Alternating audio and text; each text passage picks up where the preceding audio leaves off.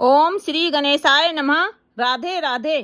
गुरु ब्रह्मा गुरु विष्णु गुरुदेवाय महेश्वराय गुरु साक्षात परब्रह्म तस्मै श्री गुरुवे नमः। पुरुषोत्तम मातम अध्याय दूसरा।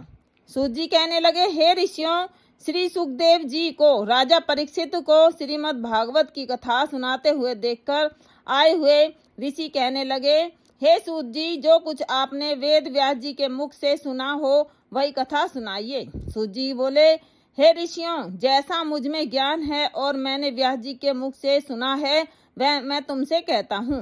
एक समय नारद जी विचरते हुए भगवान नारायण के निवास स्थान में पहुँचे।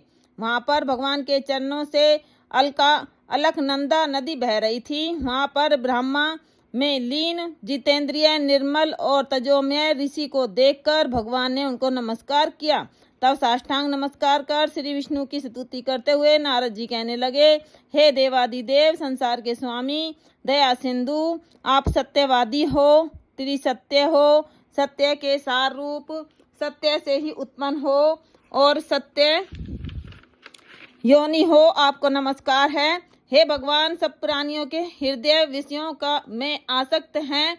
स्त्री पुत्रादि के मोह में फंसे हुए गृहस्थी लोगों का हित करने वाला लाभदायक कथावर्त कुछ विचार कर मुझे बतलाइए। मैं आपके मुखार बिंद से कुछ सुनने के लिए ब्रह्मालोक से आया हूँ। नारद जी के ऐसे वचनों को सुनकर भगवान हंसकर नारद जी से कहने लगे, हे नारद, भगवान श्री कृष्णादि की पुण्य कथा को सुनो। हे तात, जगत के विधाता, उसको एक पल मात्र में नाश करने वाले, उनके कर्मों को कहने वाला पृथ्वी पर कौन सामर्थ्य है।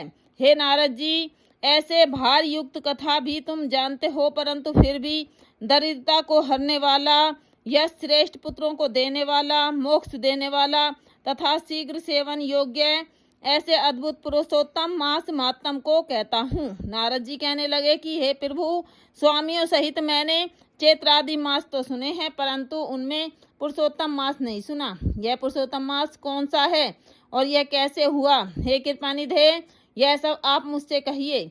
इस मास का स्वरूप और विधान मुझसे कहिए।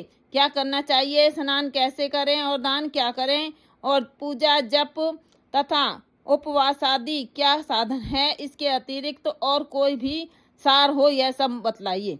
सूत जी कहने लगे, हे ऋषियों, नारद जी के ऐसे जनहितकारक वचनों को सुनकर भगवान चंद्रमा के समान शीतल और शांति देने वाले वचन बोले।